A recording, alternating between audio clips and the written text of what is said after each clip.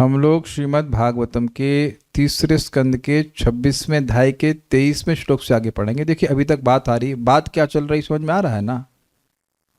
तत्वों की उत्पत्ति पूर्वक प्रधान, सृष्टि की शुरुआत से पहले प्रधान था, प्रधान में तीनों गुणों की साम्यता थी, उसके बाद उसमें काल शक्ति के द्वारा शुभ उत्पन्न होता है और उसके बाद महतत्व की उत्पन्न होती है और महतत्व से महतत्व भी हमारे अंतःकरण में चित्त के रूप में विद्यमान है और चित्त जो है वह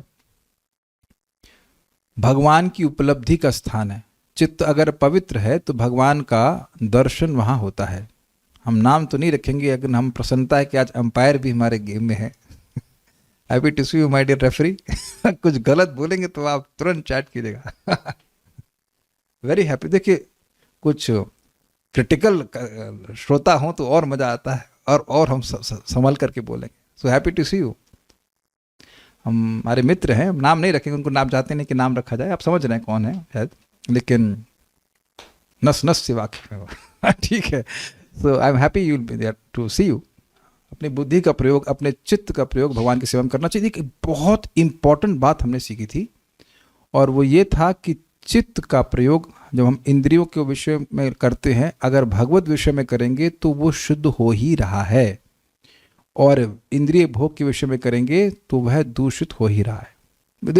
इसमें कोई डिस्पैरिटी, उसमें कोई डाउट नहीं होना चाहिए। अगर हम भगवान के बारे में सुन रहे हैं, आपको पता हो या नहीं पता हो, चित्त पवित्र होता चला जाएगा। नाम बोल रहे हैं, प्रसाद पा रहे हैं, जो भी कार्य भगवान के संबंध में कर रहे हैं, चित्त पवित्र होता जाएगा और जो कार्य हम भगवान के विमुख होकर कर रहे हैं उससे हमारा चित्त दूषित होगा। That has to be there. ऐसा नहीं कह सकते कि नहीं होगा। साउंड लो है। कहाँ लो है? यहाँ पे लो है। उठ के करना पड़ेगा।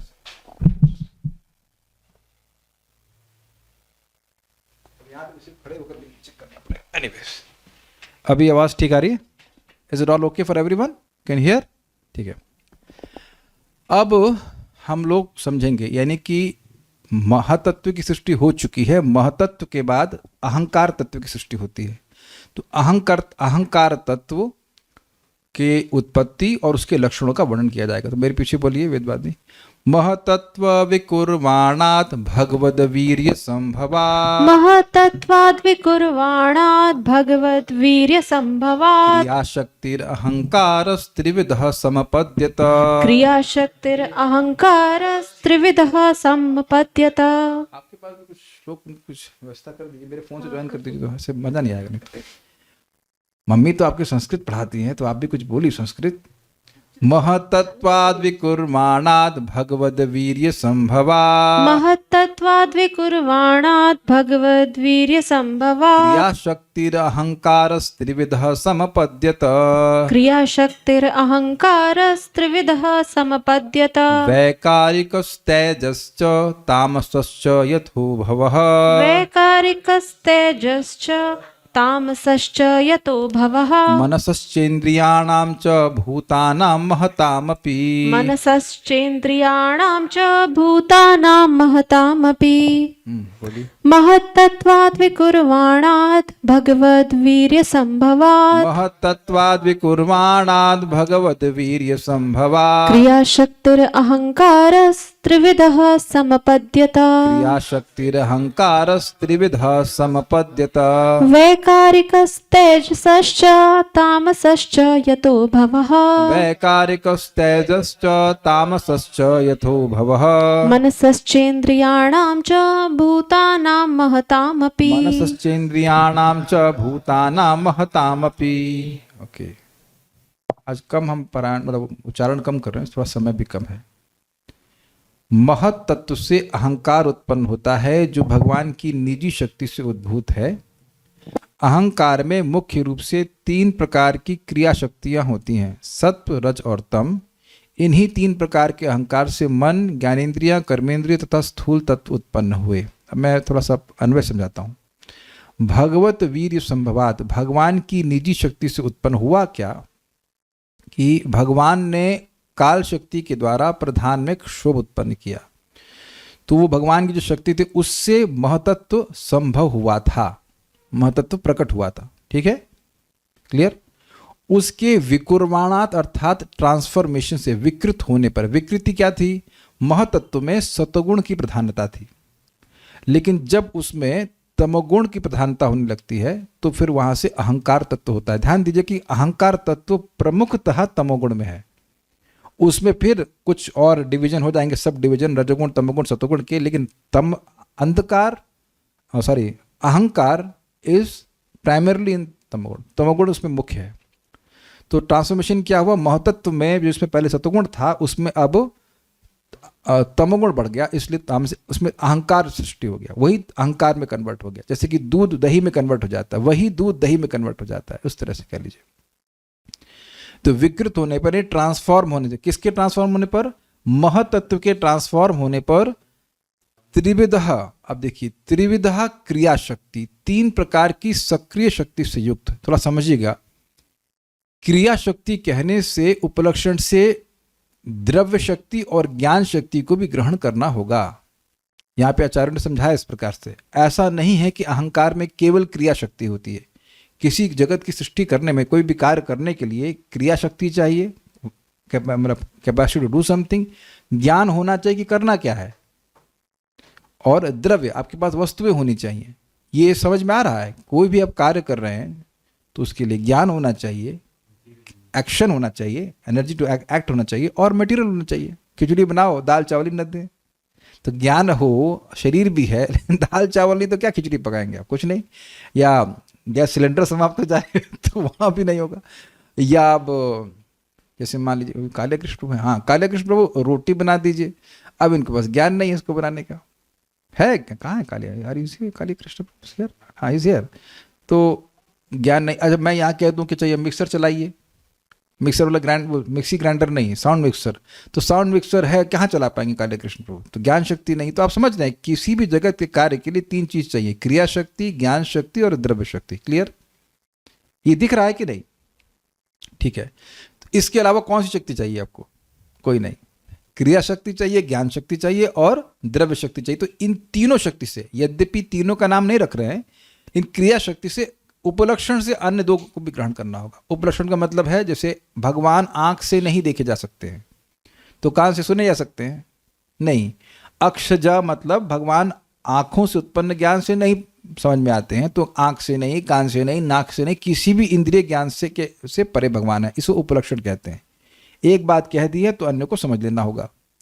तो यहाँ पर क्रिया शक्ति का मतलब है क्रिया शक्ति के साथ साथ अन्य जो ज्ञान शक्ति और द्रव्य शक्ति उससे भी वह युक्त हो रहता है, से युक्त अहंकार समपद्यत, अहंकार उत्पन्न हुआ, ये टोटल अहंकार है।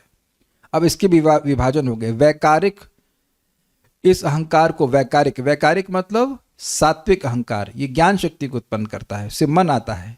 तेजस यानी कि राजसिक अहंकार, इससे कर्मेंद्रियां और ज्ञानेंद्रियां आती हैं। और तामस मतलब तामसिक अहंकार, अर्थात इससे आती हैं 5 महाभूत यानी कि पृथ्वी, जल, वायु, अग्नि, आकाश, इस तामसिक अहंकार से आते हैं। और जो तन्मात्राएं रूप, रस, गंध, स्पर्श, यह सब भी इस तामसिक अहंकार से आते हैं। तो द्रव्य शक्ति हो गई तामसिक अहंकार से, क्रिया शक्ति हो गई राजसिक अहंकार से, ज्ञानेंद्रिय कर्मेंद्रियां उनसे कर्म होते हैं, और ज्ञान शक्ति हो गई राजसिक सात्विक अहंकार से, जिससे कि मन आदि, मन और इंद्रियों के नियामक देवता। समझ में आ गया बात, बहुत जल्दी गया कि समझ में आया? फिर से रिपीट कर रहा हूं, महतत्व से आया अहंकार, अहंकार के 3 विभाजन कर लीजिए, वैकारिक अर्थात सात्विक, तेजस अर्थात राजसिक, और तामस तो बिल्कुल स्पष्ट तामसिक। तो सात्विक अहंकार से आते हैं मन और इंद्रियों के नियामक देवता, ज्ञान शक्ति, ठीक है। उसके बाद तेजस अहंकार यानी राजसिक अहंकार से आती हैं इंद्रियां, ज्ञानेंद्रियां, कर्मेंद्रियां, तो उससे क्रिया होती है। और तामसिक अहंकार से आते हैं 5 महाभूत और तन मात्राएं। तन मात्राएं मतलब रूप, रस, गंध, जो इंद्रियों के विषय हैं, आंखें देखती हैं रूप को, तो इस तरह से ये तन्मात्राएं, इन्हीं से ये 5 तत्व भी आए हैं। वो सब पहले भी पढ़ चुके हैं, लेकिन हम थोड़ा सा रिवाइज करा दे रहे हैं। अच्छा, यतः जिससे मतलब रेस्पेक्टिवली इन तीनों से, मनसः यानी मन, च और इंद्रियाणाम यानी इंद्रियां, च महताम 5 महाभूतानाम, भूतों की भी, अपि मतलब भी, भव अर्थात उत्पत्ति हुई। समझ पा रहे हैं?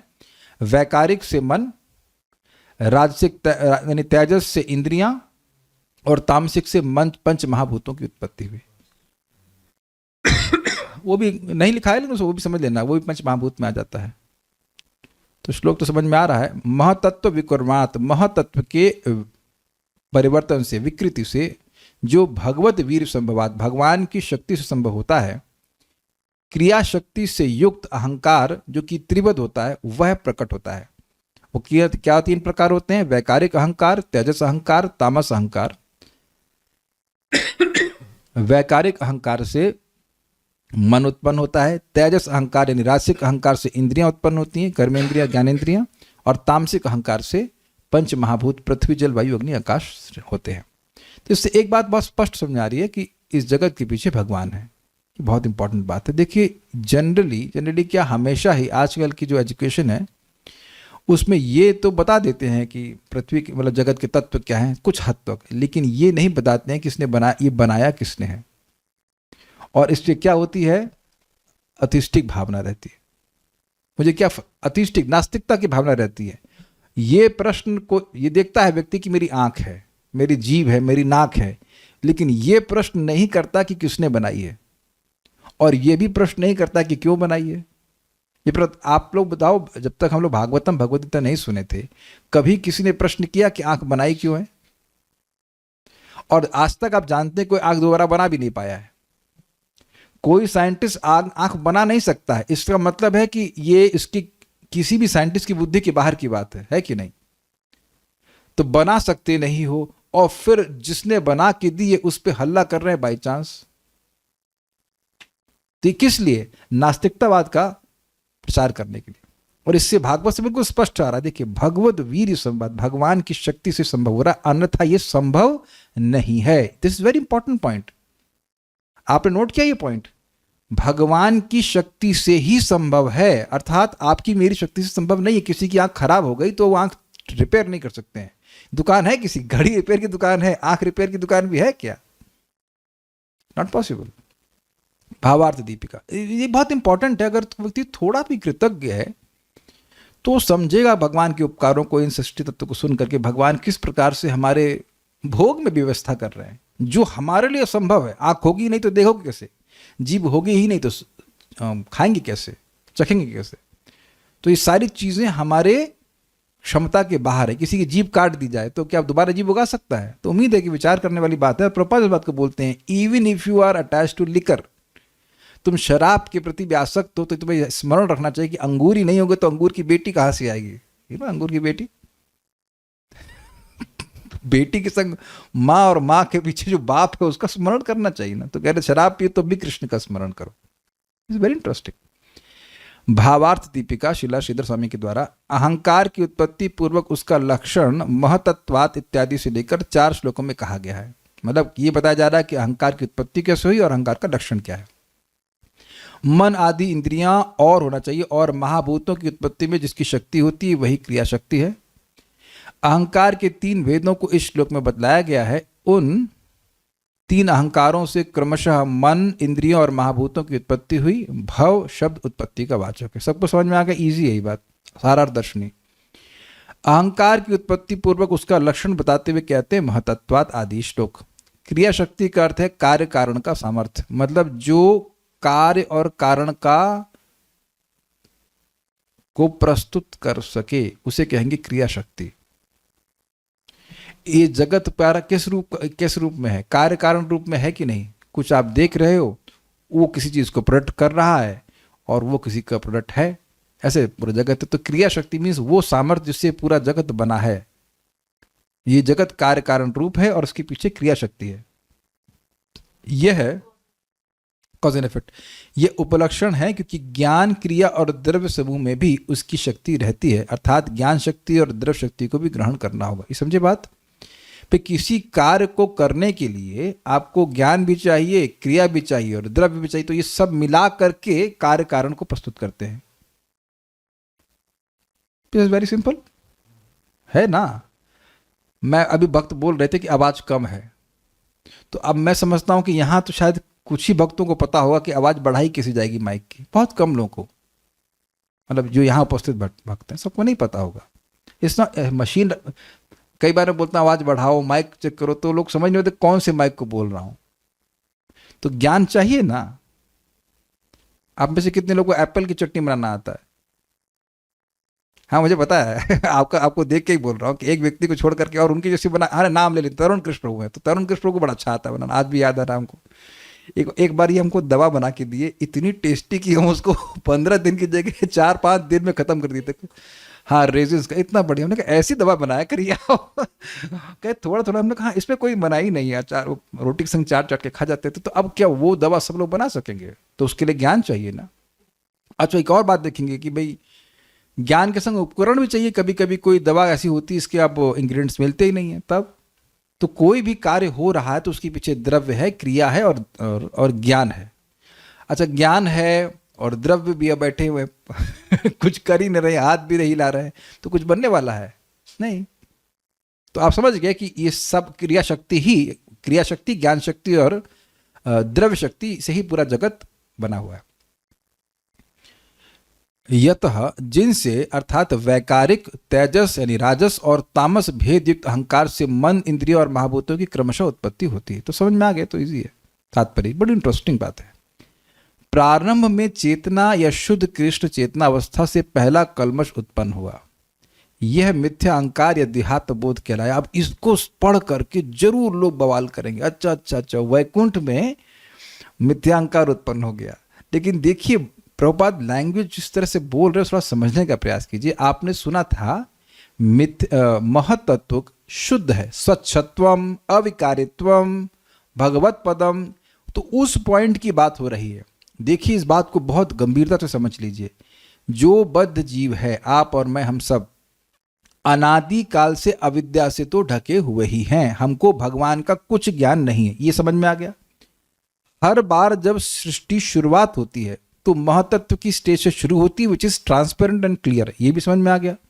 लेकिन अब क्योंकि जीव की सुप्त इच्छाएं हैं पहले से, तो फिर से उसको एक्टिवेट किया जाता है, फिर विभिन्न प्रकार के शरीरों की सृष्टि होती है और जीव मोहे, हमने सुना था इस अध्याय में, मोहित होकर के फिर अब भगवान को तो जानता नहीं है, उसको सेलेक्ट कर लेता है, मतलब उन भौतिक शरीरों को सेलेक्ट कर लेता है जो कि उसके पूर्व, प्रलय के पूर्व की इच्छाओं के अनुसार था। सबको समझ में आ रहा है बात? इसलिए ये डिड्यूस करना कि वैकुंठ में ऐसी इच्छा आ जाती है, ये गलत है। वैकुंठ में माया है ही नहीं। ये सब हो रहा है महतत्व की सृष्टि के स्टेज पे। सबको समझ में आ रहा है? इसलिए भ्रमित मत हो जाएगा शुद्ध कृष्ण चेतना अवस्था में।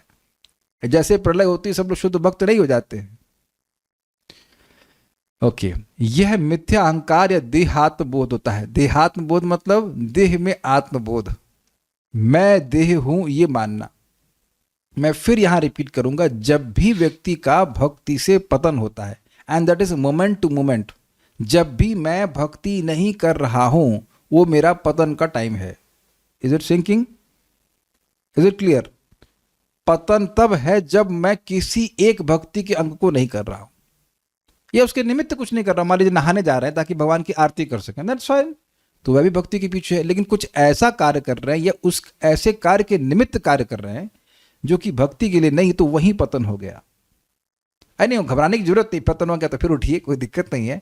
बट ये स्विच आपको देखना है कि जैसे ही मन बोल रहा है कि यार बहुत देर से भक्ति कर ली, अब कुछ तो करो अपने लिए। अपने लिए मतलब देह के लिए, तो आप देह है ना? नहीं नहीं विदा नहीं करी, नहीं नहीं, नहीं। अरे भाई नहीं है, लेकिन वो स्विच तो आया ना कि मैं देह हूं, इसको कैच करना है। देखिए ऐसा नहीं है, बड़ा सुंदर एक भक्त बोल रहे थे, ऐसा नहीं कि जो ज्ञानी व्यक्ति उसको माया पकड़ती नहीं है, लेकिन उसको समझ में आता है अरे मैं तो माया में गया। अभी एक भक्त ने बहुत सुंदर बोला, कई दिन बाद को जब में आए तो हमने कैसा चल रहा, कह रहे पता ही नहीं चला कि गृहस्थ से गृहमेदी कब बन गए। That's a very deep statement, बहुत डीप स्टेटमेंट है, वेरी डीप रियलाइजेशन। क्योंकि श्रवण का भाव था, तो अब पता ही नहीं चला कि डिस्ट्रैक्ट कब हो गए और कितना हो गए। जैसे अगर रोड पे कुछ साइन ना हो तो पता ही नहीं चलता कि कितना दूर चले गए गलत दिशा में। क्या आप समझ रहे हैं मेरी बात? ये भागवतम का बहुत बड़ा लाभ है। ऐसा नहीं कि आप भागवतम पढ़ रहे हैं तो माया आपको बिल्कुल परेशान नहीं करेगी, बट पता तो चलेगा कि मैं माया में हूं। जैसे अभी एक भक्त का ब्लड टेस्ट हुआ तो अब मालूम चला कि कोलेस्ट्रॉल बहुत बड़ा हुआ है, नहीं तो चल रहा था मिठाई चल रही दबा के। that diagnosis is on a daily basis कि भाई ये I was in Maya, at least आज के दिन में मैं आधे घंटे तो माया में था। मतलब मैं डिक्लेयर नहीं कर रहा, मैं बता रहा हूँ कि जब आप भागवतम सुनते हैं तो डायग्नोज कर पा रहे हैं कि भाई ये कार्य तो मैं केवल अपने को देह मान के ही कर रहा था, यही बात करें। देहात्मबोध कहलाता है, मिथ्या अहंकार। देखिए मैं फिर रिपीट करूंगा, अहंकार इज नॉट बैड, और अहंकार को आप काट भी नहीं सकते। अहंकार मतलब अहंकार, मैं हूं, अहम, मैं हूं। तो जीवात्मा में भावना हमेशा ही रहेगी कि वो है, ये आप नहीं काट सकते हैं। लेकिन मिथ्या अहंकार मतलब जो वो नहीं है उसी में भावना होना कि वो है, जो नहीं है उसी में वो भावना करना। और देखिए बड़ी सुंदर बात है, यहाँ पर भगवान की भक्ति करते हैं, नामोच्चारण करते हैं, सुबह के समय बढ़िया से चैंटिंग करते हैं, भागवतम सुनते हैं, तो धीरे धीरे आप देखेंगे कि देह के लिए जो करने वाले कार्य हैं उनकी जो रेशियो है पूरे दिन में वो अपने आप कम होने लगता है। प्रयास नहीं करना पड़ता, अपने आप कम होने लगता है। मेरी भाषा सबको समझ में आ रही होगी जो लोग भक्ति कर रहे हैं। जीवात्मा स्वाभाविक स्थिति में कृष्ण चेतना की अवस्था में रहता है, किंतु उसे थोड़ी सी छूट या स्वाधीनता प्राप्त रहती है, जिससे उसे कृष्ण की विस्मृति हो जाती है। प्रारंभ में शुद्ध कृष्ण चेतना रहती है, किंतु इस अत्यल्प स्वाधीनता के दुरुपयोग से कृष्ण के भूलने की संभावना बनी रहती है। और ये सब कहाँ पे हो रहा है? महतत्व के स्टेज पर। वास्तविक जीवन में ऐसा दिखलाई पड़ता है। ऐसे अनेक उदाहरण मिलते हैं जिनमें कोई कृष्ण भावनामृत में कर्म करते हुए सहसा बदल जाता है। ये बहुत इंटरेस्टिंग है। कोई भक्त भक्ति कर रहा है और एकदम से वो नहीं कर रहा होता है। और प्रभुपाद यहाँ बोल रहे हैं, कभी कभी आप देखेंगे अरे वो तो बहुत अच्छे से भक्ति कर रहे थे, करते करते ये एकदम कैसे चेंज हो गए। देखिए एकदम से कुछ नहीं होता है।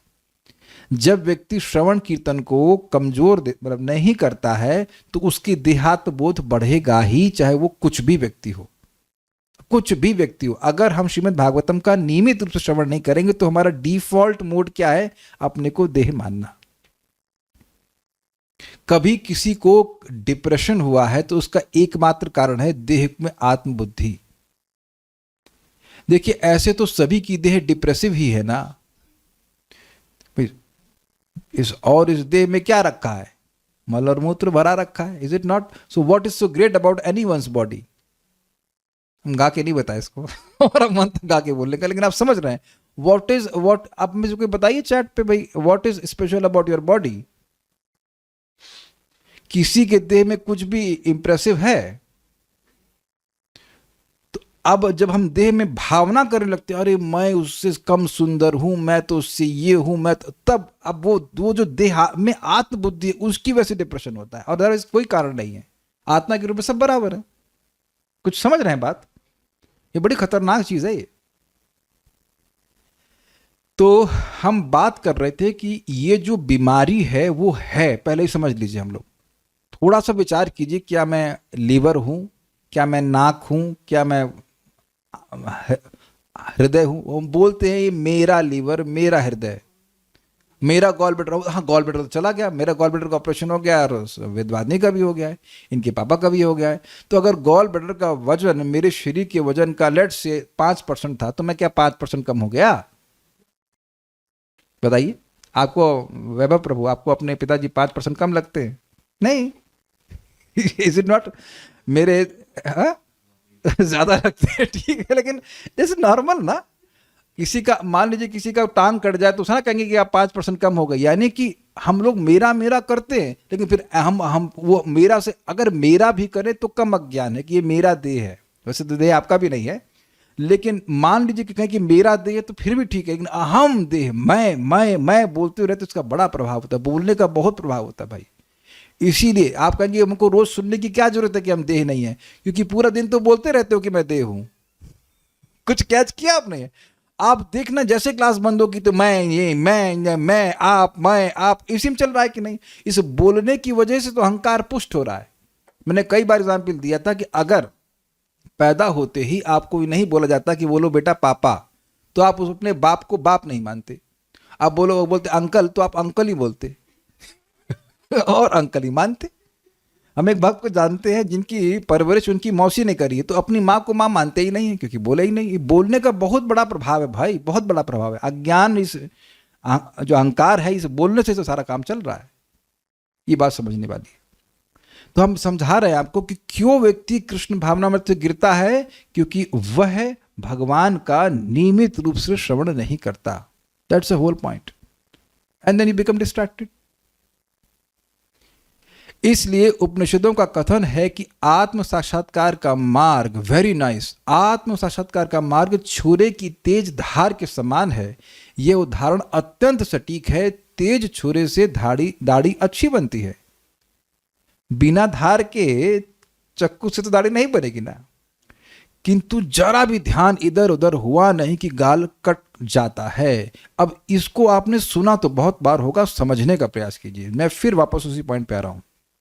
पूरा दिन हम भक्तों की बात कर रहे हैं जो भगवान की भक्ति कर रहे हैं, तो आप भक्ति कर रहे हो, बड़ी अच्छी बात है, लेकिन जरा सा मिथ्या अहंकार को आने दिया तो उसी समय पतन हो गया। पतन बहुत लंबे समय नहीं लगता। As soon as we are not serving Krishna, we are fallen. आप और मैं किसी भी तरह से भक्ति कर रहे हैं, we are not fallen. Clear? लेकिन जैसे ही भक्ति नहीं कर रहे हैं तो we are fallen. अब कुछ क्लियर हो रहा है? वो शेविंग वाला एग्जाम्पल, जरा सा ध्यान चूका और तुरंत ब्लड आ जाता है, तुरंत। I hope is clear. शुरश्च धारा करके श्लोक आता है कि ये जो भक्ति का पथ है, अध्यात्म का पथ, उसमें निरंतर व्यक्ति को भावना बनी रहनी चाहिए कि वह देह नहीं है, वह कृष्ण का सेवक है। उसका एकमात्र कर्तव्य कृष्ण की सेवा करना है। और इसीलिए एग्जाम्पल दिया है पतिव्रता नारी से। अब पतिव्रता नारी के मन में और कोई वचन और कोई ऑप्शन होता ही नहीं है। सुबह से शाम तक बस वो कृष्ण की ही सेवा में लगी रहती है। ये भगवान स्वयं बोला, जैसे एक पतिव्रता नारी अपने सतपति को सेवा के द्वारा कंट्रोल कर लेती है पूरी तरह, उसी तरह से मेरे भक्त मुझको पूरी तरह कंट्रोल में ले आते हैं। अब इसकी नींव पड़ती है सुबह के चैंटिंग से। जब हरे कृष्ण मंत्र बड़ी गंभीरता से करते हैं तो क्या सुना आपने? कृष्ण मंत्र एत स्वभाव, जय जपे उपजाए कृष्ण प्रति उपजाए भाव। जो भी जपेगा उसको उसकी भगवान के प्रति भाव उत्पन्न होने लगेगा कि मैं कृष्ण का सेवक हूं और मैं कृष्ण की सेवा करूंगा। इसका मैं प्रैक्टिकल नाम एग्जाम्पल दे रहा हूं। परम पूज्य सच्चिदानंद महाराज 2015 में हम लोग गए थे मायापुर में, और वहां पर क्या कहते हैं उसको, कीर्तन मेला हो रहा था। तो महाराज वहां समझा रहे थे कि मैं सोचता था, मतलब महाराज सोचते थे कि भाई अच्छे से चैंटिंग करो तब भी 2 घंटे में, और घसीट के चैंटिंग करो तो भी 2 घंटे में है, इसमें कोई विरोध तो नहीं है। तब भी 2 घंटा, और आप ध्यानपूर्वक कर रहे हैं तब भी 2 घंटा, तो क्यों ना अच्छे से किया जाए। तो महाराज कह रहे थे कई साल ऐसा करते करते उनके हृदय में एक sense of belongingness to Krishna आ गया। मैं कृष्ण का हूं, ये भाव उदित हो गया। आप समझ रहे हैं, मिथ्यांकार गायब हुआ। मैं कृष्ण का हूं तो किसकी सेवा करूंगा? कृष्ण की सेवा करूंगा। ये नेचुरली उनके मन में आ गया। ये भगवान के नाम के प्रभाव से ऐसा हुआ। तो हम लोग को बहुत बड़ा संकेत मिल रहा है, कोई एक भक्त, सीनियर भक्त को लाभ हुआ है, इसका मतलब प्रोसेस काम करता है। जो बाकी भी पीछे चलेंगे उनको भी वही लाभ प्राप्त होगा। धीरे धीरे भगवान के नाम के प्रभाव से आप देखेंगे कि ये अवेयरनेस आने लगती है कि मैं देह नहीं हूं, और फिर अब आगे भी आएगी पॉइंट्स, मुझे कृष्ण की सेवा करनी है। वो सेवा किसी भी रूप में हो सकती है, लेकिन वो उसका नींव जो है वो नाम जप है। ये बात सब समझ लीजिएगा। मनुष्य को न केवल शुद्ध कृष्ण चेतना तक पहुंचना है, अपितु उसे अत्यंत सतर्क भी रहना है। तनिक भी असावधानी से पतन हो सकता है। इस पतन का कारण अहंकार होता है। समझ में आ गया बात? न सिर्फ भक्ति में आगे बढ़ना है, भक्ति को बचा के भी चलना है कि हमारी भक्ति में मिथ्या अहंकार न आ जाए। हम भक्ति अपने शरीर के लिए न करने लग जाएं। भक्ति भगवान को प्रसन्न करने के लिए की जाती है। बात सिंपल है लेकिन स्मरण रखने वाली बात है। शुद्ध चेतना की दशा से अहंकार का जन्म स्वाधीनता के दुरुपयोग से होता है। शुद्ध चेतना की दशा से अहंकार का जन्म स्वाधीनता के दुरुपयोग से होता है। मतलब व्यक्ति महतत्व के स्टेज पर सृष्टि की शुरुआत में ऑलमोस्ट प्योर कॉन्शियसनेस में है, लेकिन वो अपनी स्वल्प स्वाधीनता का उपयोग करता है भगवान से विमुख होने के लिए, तो फिर उसके बाद अहंकार फंस जाता है। हम यह तर्क नहीं कर सकते कि शुद्ध चेतना से किस प्रकार अहंकार का उदय होता है। वास्तविकता तो यह है कि ऐसा होने की सदैव संभावना रहती है। अतः मनुष्य को सदैव सतर्क रहना पड़ता है। देखिए एग्जाम्पल एक आपको दूंगा मैं। महाप्रभु गए साउथ इंडिया, स्वयं भगवान हैं, श्री कृष्ण हैं, और उनके संग कालिया कृष्ण दास, उनका साक्षात सेवक उनके साथ में ही है। लेकिन कुछ सन्यासी, मतलब सन्यासी क्या थे वो, नौटंकीबाज थे, तांत्रिक थे, उन्होंने कुछ स्त्रियों का प्रलोभन दिखा करके उस कालिया कृष्णदास को अपने संग ले लिया, और वो महाप्रभु को, भगवान को छोड़ के चल दिया। तो प्रभुपाद जी वहां लिखते हैं भाई कि ये आकर्षण इतना खतरनाक है कि भगवान भी नहीं बचा सकते हैं अगर खुद व्यक्ति स्ट्रांग नहीं है। This is so strong. कारण क्या है? अब प्रश्न है कि भगवान क्यों नहीं बचा सकते? भगवान तो सब कुछ कर सकते हैं, सब कुछ कर सकते हैं, लेकिन आपकी स्वतंत्रता में, अल्प स्वतंत्रता में हस्तक्षेप नहीं कर सकते। एक पति पत्नी में झगड़ा हो रहा था, हमारे सामने हो रहा था, सुलह करा रहे थे, तो पत्नी बोलती है हम तुमसे प्रेम नहीं करते। तो बोले कि मैं तुमको प्रेम करवा के मानूंगा। हमने कहा अबे मन में, अबे भगवान नहीं करवा रहे, तू करवा लेगा? किसी से आप जबरदस्ती प्रेम करवा सकते हैं क्या? Not possible. लेकिन वो अज्ञान, जीव तो अज्ञान में कुछ भी बोलेगा। मुझे तो हंसी भी आ रही थी, वो तो आपस में लड़ रहे थे, मुझे हंसी आ रही थी। हमने कहा भगवान नहीं करा पा रहे, और ये बाल के अग्रभाग का 10,000वां हिस्सा जीव ये कह रहा है कि हम तुमको प्रेम तो मैं करवा के मानूंगा। तेरी स्टुपिडिटी। ऐसा नहीं होता है। प्रेम में स्वेच्छा से व्यक्ति समर्पण करता है। कभी भी किसी से आप प्रेम की हैं, you voluntary love that person. इसीलिए गुरु और वैष्णव क्या करते हैं? They explain Krishna's qualities. देखो भगवान कितने अच्छे हैं, भगवान कितने अच्छे हैं। खुद वह भगवान की सेवा करके सुखी हुए हैं। पहली बात तो ये होना चाहिए। आप अगर भगवान की सेवा करके मिजरेबल हुए हो, भगवान बहुत खराब है, तो काहे उस बॉस के पास जाएंगे?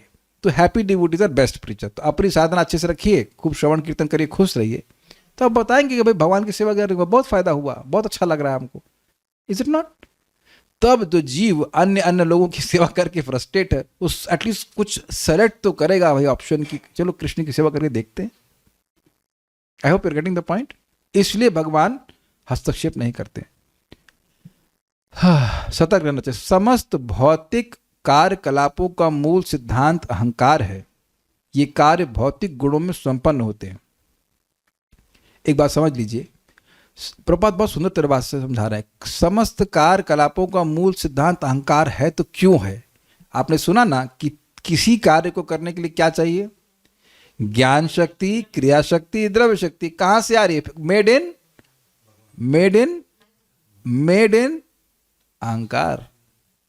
ये उस पर छपा हुआ है, मेड इन अहंकार। इसीलिए आप देखिए कि जितना व्यक्ति ज्यादा इकट्ठा करता है, जितना भी इकट्ठा करता है, उसकी भावना हो ही जाती है कि वो मेरा, ये वस्तु मेरी है। अगर वो भक्त नहीं है तो ये मेरा है, ये मेरा है, ये मेरा। इसीलिए दान देना चाहिए। आप देखेंगे कि आप कभी देखना, अगर सतपात्र को दान दिया है तो मन में बड़ी शांति महसूस होती है। ये जो ममत्व की भावना, ये मेरा है, मैं इसको भोगूंगा, मैं करूँ, ये खत्म होता है। It is very important. मनुष्य में बड़ी प्रवृत्ति होती है, ये इकट्ठा कर लो, ये काम आएगा, वो काम आएगा। काम नहीं आता, सड़ता रहता है। लेकिन वो आप देखो करके, अगर सही व्यक्ति को आपने दान दिया, you feel happy, you feel very happy. ये जो भावना है ना, द्रव्य शक्ति का प्रभाव कुछ कम होता है। और हम लोगों को भी ये सारी चीजें, ज्ञान शक्ति, क्रिया शक्ति और द्रव्य शक्ति का उपयोग भगवान की सेवा के लिए करना चाहिए। तब हम लोग मिथ्यांकार में कार्य नहीं कर रहे हैं। Is it all okay? ठीक है। ये कार्य भौतिक गुणों में संपन्न होते हैं। जो ही मनुष्य शुद्ध कृष्ण चेतना से विचलित होता है कि भौतिक कार्यों में वह उलझता जाता है। भौतिक, तो ये बहुत इंटरेस्टिंग पॉइंट है, बहुत इंटरेस्टिंग है। अभी हमारे ग्रुप में एक भक्त है, मैं नाम नहीं रखूंगा, वो अब उलझ गए हैं, कुछ जातिवाद में झगड़ा हो रहा है, उसमें उलझ गए। अब वो पता नहीं, वो इसका ये जाति उसे झगड़ा कर रही है, उसके वो अगेंस्ट वो कुछ कर रहे हैं। उसके बाद कोट करें, धर्मो रक्षति रक्षता। हमने कहा वो सनातन धर्म को लोग नष्ट कर देंगे, हम सनातन धर्म की रक्षा कर रहे हैं, ये प्लान का। हमने कहा आप जब कर रहे हैं अपना, देखिए पहली बात ये कि जो चीज सनातन है उसको आप नष्ट नहीं कर सकते हो। Is it not? जिसका आदि नहीं है, जिसका अंत नहीं, बाय डेफिनेशन उसको नष्ट कर सकता है कोई? नहीं कर सकता है। हिंदू धर्म तो ना सनातन धर्म है, लेकिन अब उसमें उलझ गए हैं। श्रवण कीर्तन छोड़ दिया और बाकी सब उलझ गया। बट इंटरेस्टिंग बात क्या है, उनकी ही पत्नी, उन्हें कोई मतलब नहीं सब चीजों से, वो भगवान की भक्ति कर रहे हैं, चैंटिंग कर रही है, एंड शी इज फिक्स्ड। ये सारा गेम जो है वो सुनने का है। जब व्यक्ति श्रीमद् भागवतम समझता है तो उसकी बुद्धि पवित्र होती है, शास्त्र बुद्धि से मिलती है, तब वो अपने प्रॉपर चॉइसेस क्या कर सकते हैं उसको चूज कर सकता है। बहुत सुंदर बात परम पूज्य राधानाथ महाराज ने बोली, whole life is momentary choices. What a statement, समझ में आया? पूरा जीवन कुछ क्षण है ना, जोड़ लीजिए, और उस क्षण में आपने क्या चुनाव किया है, और उसका बहुत बहुत बहुत बड़ा प्रभाव पड़ेगा। भगवान की भक्ति करी, थोड़ी सी भी भक्ति करी तो हमारे बाकी सारे कर्मों पे भारी पड़ेगी। स्वल्पमस्य पे धर्मस्य त्रायते महतो भयात्, करे तो सही। जैसे एग्जाम्पल लूंगा कि एक बार भी प्रसाद पाया है तो उसे मनुष्य जीवन मिलता है, महान पुण्य, बहुत जबरदस्त पुण्य। आपको वो कथा भी पता होगी, गिलहरी थी नहीं, गिलहरी ने चूहिया जो भगवान के मंदिर में थी, उसको जो जलने के बाद घी बचता है दीपक, उसे खाने की उसकी बड़ा शौक था वो। तो एक दिन वो तो खा रही थी उसको, तो उसमें मतलब दीपक को, लेकिन उसमें अब कुछ अंगार थी, आंच बची हुई थी, तो उसकी मूंछ जल गई, तो कूदने लग गई भगवान के सामने। तो भगवान ने यह स्वीकार किया कि ये मुझे दीप अर्पण कर रही है। ये शास्त्र में है, आप पढ़ चुके हैं ना भक्ति रसायन सिंधु में, या आएगा सत्य भक्ति। और उसके बाद वह मर जाती है उस अग्नि से, अगले जन्म में वो एक रानी बनती है जिसको भगवान को दीप देना बड़ा अच्छा लगता है। सोचिए कहाँ चूहिया और कहाँ से रानी। भक्ति बहुत लाभकारी है। तो पॉइंट क्या है कि ये सारे कार्य भौतिक गुणों में संपन्न होते हैं, और जो ही मनुष्य शुद्ध कृष्ण चेतना से विचलित होता है वह भौतिक कार्य में उलझ जाता है। कैसे उलझता समझिएगा, जो लोग भी भक्ति में थोड़ा कम समझ जाएंगे, आप देखेंगे कि बस केवल यही जीवन दिखता है। आज मैं किससे सुन रहा था, मैं भूल रहा हूं, किसी का सुन रहा था कि व्यक्ति केवल मैक्सिमम 100 साल की प्लानिंग किया है। 100 साल तो अपन जिएंगे नहीं, लेकिन चलिए मान लीजिए आप 80 साल जिएंगे, उसके बाद की भी कुछ प्लानिंग है या बस वहीं तक की प्लानिंग है? Think about that. यानी कि जो व्यक्त जीवन है बस उसी में उलझा हुआ है, ये मेरे बच्चे, ये मेरी पत्नी, मेरा घर, इससे अधिक तो वो सोच ही नहीं रहा है ना। ये बिल्कुल उदाहरण आप समझ लीजिए कि जब मेट्रो में बैठे रहते हैं, तो हाँ आप मेट्रो में बैठे हो, यू आर कॉन्शियस, लेकिन आपको पता है कि ये बस थोड़े समय का, उसके बाद मेरा अगला डेस्टिनेशन है। और उसी कारण से आप मेट्रो में कुछ झगड़े भी हो रहे होते तो आप ध्यान नहीं देते हो, आप बस एक यात्री हो, बैठे हुए आप। तो उसी प्रकार से हमारा जो पूरा जीवन है या जो मनुष्य जीवन है, अगर हम समझे कि गोल है भगवान के धाम वापस जाना, तो ठीक है, देह के निर्वाह के लिए जो करना है वो आप जरूर कर लेंगे। लेकिन अब ये कहो कि मैं बहुत इकट्ठा कर लूं और बहुत सुखी हो जाऊं और फिर उलझ जाऊं, क्या आप लोगों को उलझा हुआ देख रहे हैं? जी बहुत आसानी से दिखते हैं। तो क्यों? क्योंकि बस इसी जीवन को वह अपना पूरा जीवन मान लेते हैं। ये जीवन में जो व्यक्त दिख रहा है, इसे कहते हैं व्यक्तोपासना, उसी में फंसे हुए। यही प्रभा समझा रहे हैं, भौतिक कार्य में वो उलझ जाता है। जैसे मेरे एग्जाम्पल में भक्त कर दिया, और नाम जप का पता नहीं कर रहे हैं कि नहीं कर रहे हैं, कैसे कर रहे हैं, भागवत में से गायब, नाम जप भी गायब, कर भी रहे होंगे तो हाफ हार्टेडली कर रहे होंगे। That's why we should hear Bhagavatam. इसीलिए देखिए शास्त्र बड़े प्रैक्टिकल हैं। ये नहीं कह रहे कि दिन भर भागवत आप पढ़िए, ये सुनिए, ऐसा संभव भी नहीं लोगों के लिए, लेकिन कम से कम शाम को तो सुनना चाहिए, कुछ तो आत्मा की शाश्वतता के बारे में सुनना चाहिए। बहुत इंपॉर्टेंट पॉइंट है। भौतिकवाद का बंधन मन है, और उस मन से इंद्रियां प्रकट होती हैं। मतलब मन उलझा रहता है भौतिक कार्यों में, और इसी कारण से इंद्रियां भी उलझी रहती हैं। अगर किसी का मन ही नहीं होता तो क्या यहां भागवत सुनने आता ना। और आपको मैं फिर रिपीट करके यहां पे क्लास समाप्त करूंगा कि मन क्या बोलता है। मन बोलेगा वही तो भागवत में बताएंगे, कोई नई बात तो नहीं बताएंगे। और ये जरा बता दीजिए कि आप और मैं जब भौतिकतावाद की चर्चा करते हैं उसमें नई बात क्या होती है? आहार, निद्रा, भय और मैथुन, इसी के बारे में निंदा, खाना ठीक से नहीं दिया जो इस तरह की बात चलती रहती। हमने आज नहीं, ठीक वो बात नहीं बोलना चाहते, ठीक है। तो पॉइंट, लेकिन अब एक बात जो समझने वाली है वो ये है कि जो बात हम डिस्कस करते हैं वो हमारे हृदय में और गहरी चली जाती है। जैसे अब आप, मैं समझता हूं सभी भक्तों की कुछ ओरिएंटेशन हो रहा है कि भाई हम देह नहीं है, हम आत्मा है। तो इस मिथ्या अहंकार, इस बीमारी के कारण अपने को देह मान रहे हैं। कुछ तो करना है भाई, सुबह इसका कुछ तो सुबह करना है इसका। I must do something about it. और what you suppose to do? Chant Hare Krishna nicely. देखिए एक बात हम बोल कर यहाँ रुकेंगे and let's see how much devotees can do. अगर ये आपको बात समझ में आई है तो जल्दी सोने का प्रयास करेंगे और सुबह जल्दी उठ करके जप करने का प्रयास करेंगे, क्योंकि आप सब जानते हैं कि सुबह के अलावा दिन में जंटी करने का कोई मन करता नहीं है। और एक और आपको बात बताऊं, देखिए मैं भी, तरुण कृष्ण प्रभु जानते हैं, बहुत समय तक मेरा प्रभु जी इलाज भी किए, कि मैं बहुत, ये जानते हैं, मेरी नाड़ी पकड़ के देखे हुए थे कि कितना थकान महसूस होती थी। आपको पता ना तरुण कृष्ण प्रभु, यू नो दैट। क्या आपने कभी देखा कि मैं सुबह नहीं उठ रहा हूँ ये मानते हुए कि मुझे उठाने जा रहा है या कुछ? नहीं नहीं नहीं, क्योंकि मेरा बहुत सिंपल लॉजिक है, अगर सुबह नहीं उठा तो ये बीमारी मुझे दिन में और डिफिकल्ट बना देगी जब करना, तब तो मेरे से होगा ही नहीं। It's very simple logic. और मैं एक नाम तो नहीं रखना चाह रहा हूँ, एक माता जी हैं जिनके मतलब ऐसी व्यवस्था है कि वो 1:30 बजे ही सो सकती हैं, उससे पहले सो ही नहीं सकती रात में।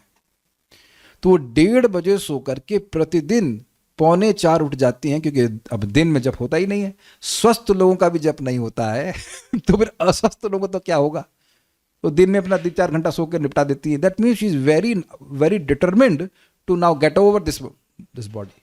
कुछ समझ रहे हैं बात? ऐसे भी हम भक्तों को देख रहे हैं, कितने इंस्पिरेशनल। परमल प्रजापति प्रभु हैं उनका कुछ काम है कुकिंग का, सिंपल। तो कभी कभी कुछ कॉन्ट्रैक्ट वगैरह होता है, शादी पार्टी कुछ काम करते हैं, तो वहाँ अपने लिए प्याज लहसुन से रहित भोजन बनाते हैं, उसको ऑफर करते हैं, वो खाते हैं, शादी पार्टी का नहीं खाते हैं।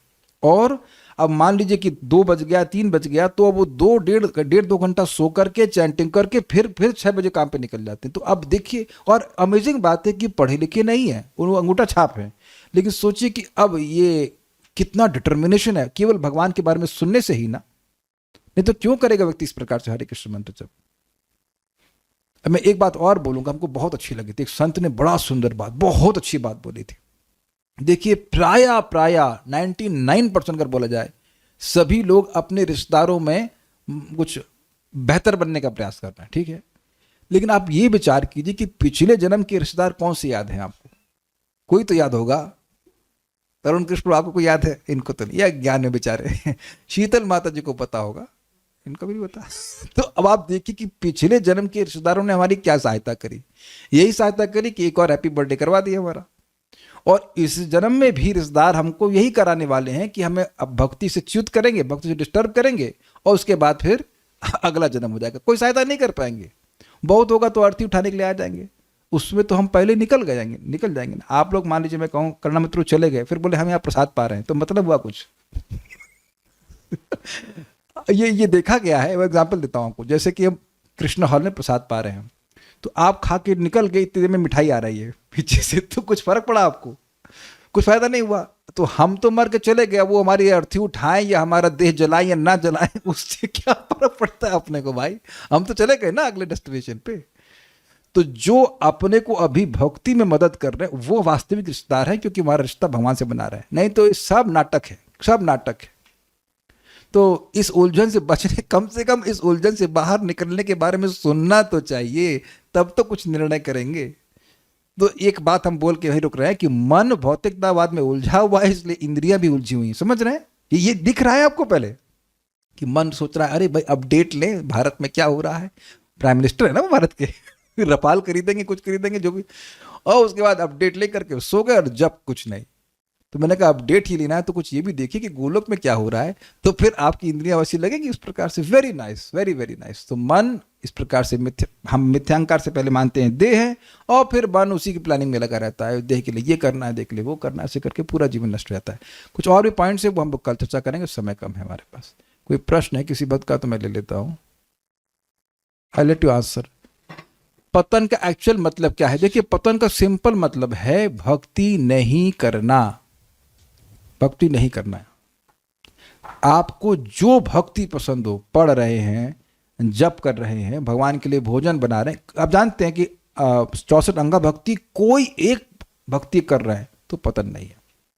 जैसे कोई व्यक्ति थोड़ी देर के लिए माया में चला गया तो उसका पतन हो गया, जी हाँ एग्जैक्टली। जितने समय तक वो माया में गया, मतलब जितने समय तक उसने कृष्ण की सेवा नहीं करी वो माया में। जैसे सिंपल सी बात सोचिए, मछली कितने समय तक पानी के बाहर रह सकती है? खुश रह तो सकती है कुछ सेकंड के लिए, लेकिन खुश कितने सेकंड के लिए रह सकती है? तो जैसे मछली पानी से बाहर आएगी उसकी वो पतन है, या मतलब उसका इट इज अननेचुरल सिचुएशन। ये बात है। जीव तो तटस्थ शक्ति है, वो तो कभी माया कभी कृष्ण करता ही रहेगा। जी नहीं, जी नहीं। मछली पानी कभी मछली पानी की, और कभी ऐसा सोचती है कि चलो आप पिकनिक करने जाते हैं बाहर असल वर्ल्ड में। मछली तो ऐसा नहीं करती है। इसी को बोला है भगवान ने मदगत प्राणा, मद चित्तः मदगत प्राणा बोधयन्तः परस्परम। तो मदगत प्राण की व्याख्या कर रहे हैं भगवान 10th चैप्टर भगवद गीता में। मद चित्ता, उनका चित्त मुझ में लगा हुआ है। और मदगत प्राण मतलब जैसे मछली पानी के बिना रह ही नहीं सकती है, ऐसे मेरे शुद्ध भक्त मेरी सेवा के बिना रह ही नहीं सकते। तो इस प्रकार से जब आप भगवान की भक्ति करते रहेंगे तो एक पॉइंट पे आता है, भाव भक्ति डेवलप हो जाती है। इसे कहते हैं अव्यर्थ कालत्व। एक सेकंड भी भगवान की सेवा के बिना व्यक्ति नहीं बिताता, क्योंकि समझ में आता है कि मैं जैसे भगवान की सेवा छोड़ रहा हूं मैं तुरंत दुखी हो जा रहा हूं। ये बात है। अल्प स्वाधीनता क्या है? देखिए, अल्प स्वाधीनता ये है कि मैं स्वाधीन मतलब स्वतंत्र हूं कृष्ण की सेवा करने के लिए या माया की सेवा करने के लिए, दैट मच ओनली। सेवा करने में मतलब सेवा नहीं करूं ऐसा नहीं हो सकता। एक मिनट रखिए, सेवा नहीं करूं ऐसा नहीं हो सकता। ये सबको समझ में आ रहा है? सेवा नहीं करें किसी एक पॉइंट पर, ऐसा नहीं हो सकता। ये पहले सबको दिख गया। किसी को बोल रहे हैं कुछ बात, कुछ ना कुछ तो काम कर रहे हैं, किसी ना किसी की सेवा कर रहे हैं। लेकिन अब यानी वो तो आपको करना ही है, लेकिन सेवा किसकी करनी है उसका चुनाव है। और वो चुनाव आप चाहे तो कृष्ण की सेवा कीजिए, चाहे माया की सेवा कीजिए। मैं कई बार बोला से मैं सुबह उठ जाता हूं और 11:30-12 बजे तक मैं पूरा थक जाता हूं। अब बिल्कुल नींद आ रही होती, उस टाइम मैं सबसे वीक होता हूं, क्योंकि बुद्धि और स्लीप को रिलेटेड है। बुद्धि का फंक्शन है स्लीप डिस्टर्ब तो बुद्धि कमजोर। तो उस टाइम मेरी बुद्धि बिल्कुल ना गार्ड्स डाउन होते हैं। You understand this word, guards down. उस टाइम मैं कुछ यूट्यूब पे चलाऊंगा, कुछ भी मे बी न्यूज समथिंग, अपने मन को खुश करने के लिए। मैं ईमानदारी से बोल रहा हूँ। तो अब मैंने क्या किया है, प्रयास करता हूँ कि जैसे मैं थक गया तो सो जाता हूँ, सोने के बाद उठूंगा तो भागवत पढ़ूंगा, कुछ जप करूंगा, like that. So you see when you are very weak, मैं कई बार भक्तों को बोल रहा हूँ कि रात्रि में आपको पता होना चाहिए तमोगुण रजोगुण बढ़ जाता है, सो जाओ, यू आर वीक नाउ। और आप सब जानते हैं कि इस समय सो करके सुबह उठ जाएंगे तो यार नेचुरली स्ट्रांग, आपके पास 100 पहलवान मिलेंगे हमारे ग्रुप में चैंटिंग करने के लिए। हमको हंसी आ रही है, एक भक्त बोले प्रभु जी सुबह तो उठ जाए लेकिन अब जॉब में नींद आती है। हमने कहा सुनो तो सही, सुबह उठ जाइए, चैंटिंग करिए, फिर सो जाइए, नींद नहीं आएगी। लेकिन अब उनसे सुना था मैंने कि हाँ, वेदवादी ने उनसे पूछा कि जब कैसे चल रहा, बस हो रहा है, संघर्ष हो रहा है। तो जिंदगी भर ऐसा संघर्ष लेके चलना चाहते हैं। मैं खाली ये बोलना चाह रहा हूं कि आप कहां स्ट्रांग हो और कहां कमजोर हो वो देखो भाई। युद्ध में बड़ा इंपॉर्टेंट है, बड़ा सुंदर बात आर्मी के लोग बोलते हैं, लड़ाई करो, गोली मारो, लेकिन उस स्थान से जहां पे आप स्ट्रांग हो। क्या समझे आप बात? आप समझ रहे हैं मेरी बात? आप सब जानते हैं। अभी आप फटाफट सो जाइए, मतलब मान लीजिए 9 बजे तक सो जाएं, आप सुबह उठ जाएंगे, then you will be very very strong. काले कृष्ण प्रभु 1:30 बजे 2:30 बजे उठने का अभ्यास है ना आपको, तो ट्राई। आई वाज जस्ट 1 बजे, नहीं 2:30 बजे आप उठते थे, याद है आपको? मंगल आरती के लिए 2:30 बजे उठते थे आप। You try it, you sleep now and then 2:30 you wake up 3 o'clock, एकदम मक्खन जैसी चैंटिंग। भाई देखो, मैं अपनी बात कर रहा हूं और चलो हाथ खड़ा करना जिसको जो मेरे बात का अनुमोदन करेगा। कोई व्यक्ति का अनुभव है कि आप 3 बजे उठ के चैंटिंग करते हैं, अगर आपकी नींद पूरी है तो बिना किसी कठिनाई के आप 16 माला एक साथ एक जगह बैठ के करते थे? कोई है? करना मित्र प्रभु तो रोज ही कर रहे हैं, एक आध लोग। हाँ, वेरी गुड। पुष्पा सिंगल माता जी आप भी आती हैं, रघुनाथ प्रभु, आशुतोष प्रभु अभी तो बिल्कुल अभी नए आए हैं। अब आप देखो, वैभव प्रभु बिल्कुल नए हैं। अब आप ये विचार कीजिए, जो लोग अनइनिशिएटेड हैं, जो एकदम नए हैं, उनको ये समय सुबह का इतना लाभ कर रहा है कि वो एक जगह बैठ के 16 राउंड्स कर दे रहे। तो अब जो लोग नहीं कर रहे हैं, विचार कीजिए मनुष्य जीवन किसके लिए मिला है। और आप ये नहीं कह सकते हो कि ऐसा लोग कर नहीं रहे। दुनिया में लोग क्या पूरी पूरी रात जग करके नौकरी कर रहे हैं? आप भी तो किए वैभव प्रभु, इज इट नॉट? मैं आपको कहूं वैभव प्रभु कि आप 3 बजे उठो तो कहेंगे मैं कैसे उठूंगा, और आप पूरी रात जग के नौकरी कर रहे थे कि नहीं? तो जो भी आप पैसा कमा रहे थे वो तो इसी जीवन में रह जाएगा कि नहीं रह जाएगा? और एक और इंटरेस्टिंग बात है, बहुत इंटरेस्टिंग बात है कि मान लीजिए आप 1 लाख रुपए कमा रहे हैं, तो 1 लाख रुपए इसमें कितना खा पाते हैं आप? मैक्सिमम 10,000 रुपये का, अगर घर में खा रहे हो। लेकिन चैंटिंग मान लीजिए आप कर रहे हैं, आपके 28,000 रुपये, 28,000 नाम आ रहे हैं, तो सारा आपके अकाउंट में जा रहा है ना। तो आप देख लीजिए कौन सी कमाई करनी चाहिए। तो जब यहाँ सुन लिया कि हम देह नहीं हैं, तो वही बात खत्म नहीं हो जाती है। अगर आप जो नहीं हैं, आप सुनिए ध्यान से, जो आप नहीं हैं उसको हाईएस्ट प्रायोरिटी देंगे, ये बेवकूफी है कि नहीं? और उसके बाद व्यक्ति मानेगा कि मैं बुद्धिमान हूं। आप बताइए, विचार कीजिए, हमें बड़ा क्रोध आ रहा है। जो चीज आप नहीं हो उसको हाईएस्ट प्रायोरिटी देंगे कि देह बढ़िया से चलता रहे, खूब नौकरी बढ़िया से चलती रहे, सब कुछ चलता रहे, ये सब तो आत्मा के लिए नहीं है ना। जो हम हैं ही नहीं उसको प्रायोरिटी देना सही है क्या? देखिए, विचार कीजिए, बहुत सुंदर एग्जाम्पल आपको दूंगा मैं। कार में बैठे हो, आप बैठे हैं, तो हमको ये भी पता है कि पेट्रोल कितना है, हमको ये भी पता है कि टायर में हवा है कि नहीं, लेकिन ये तो नहीं भूल जाते ना कि इससे जाना कहाँ है। So when we are not the body, so yes, we have to take care of the body, लेकिन we take care of the body to take care of ourselves. ये सिंपल सी बात है, सिंपल सी बात है, समझने वाली है। कर लेंगे तो खुश रहेंगे। Okay, I ask, let is sleep from 9 PM to 2:30 PM good enough? देखिए, हमारा तो ये अनुभव है कि अगर मैं 9 बजे सो गया तो अपने आप 2 बजे नींद खुल जाती है। और हमको एक बहुत सुंदर शिक्षा एक ब्रह्मचारी दी है, जब नींद आए तो सो जाओ और नहीं आए तो गाओ। समझे कुछ? जब भूख लगे तो खाना खाओ, जब नींद आए तो सो जाओ, जब नींद नहीं आ रही है तो क्यों सो रहे हो? अरे क्या स्टेटमेंट है भाई, जीवन चेंज हो जाएगा। जब नींद नहीं आ रही है तो क्यों सो रहे हो? आप देखना, सभी लोग देख लेना कि 2:30 से 3 बजे तक आपको सपने आने शुरू हो जाते हैं, आप सो नहीं रहे होते हो। आपको ट्राई करके देख लेना और चैंटिंग कर लीजिए। और ऐसी चैंटिंग होती है भाई कि मस्त मस्त मस्त मस्त।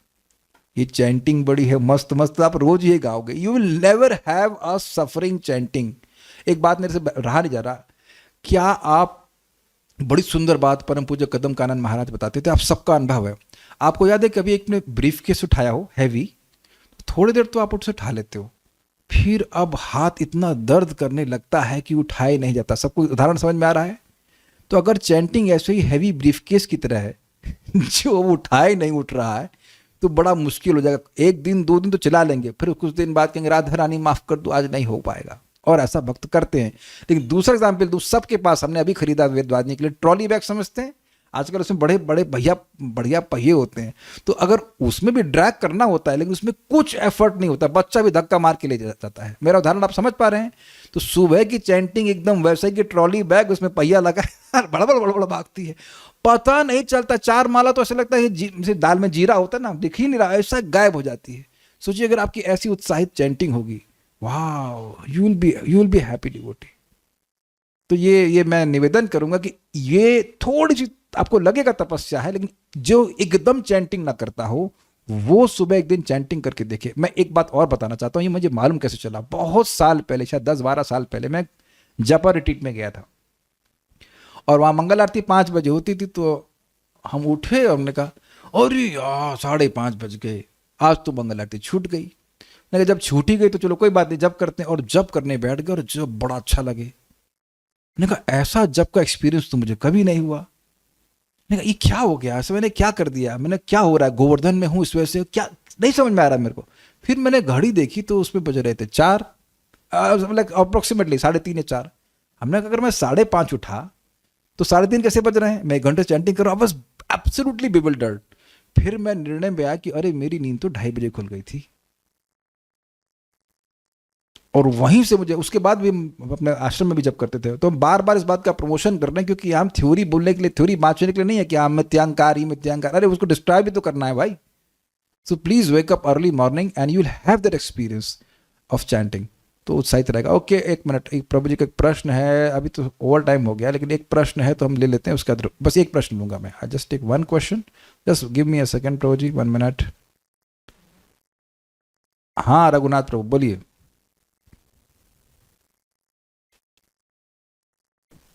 जी हरे कृष्ण प्रभु जी। बोलिए। प्रभु जी, वैकुंठ जगत में आपने बताया माया का प्रवेश नहीं है, और तो जो जय विजय का और चतुष्कुमार का जो दृष्टांत है तो वो कैसे संभव हुआ प्रभु जी? देखिए, वहां उस प्रकरण में उन्होंने समझा है कि जय और विजय भगवान की इच्छा से आए। एक बात, वो माया के प्रभाव से नहीं आया। दूसरा बात, वो आए ही नहीं कभी, केवल अंशतः वो आए थे।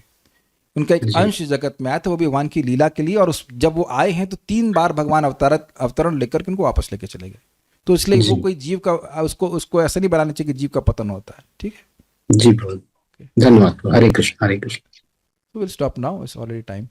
श्रीमद् भागवतम की जय, श्रील प्रभुपाद की जय, निताय गौर प्रेमानंदे।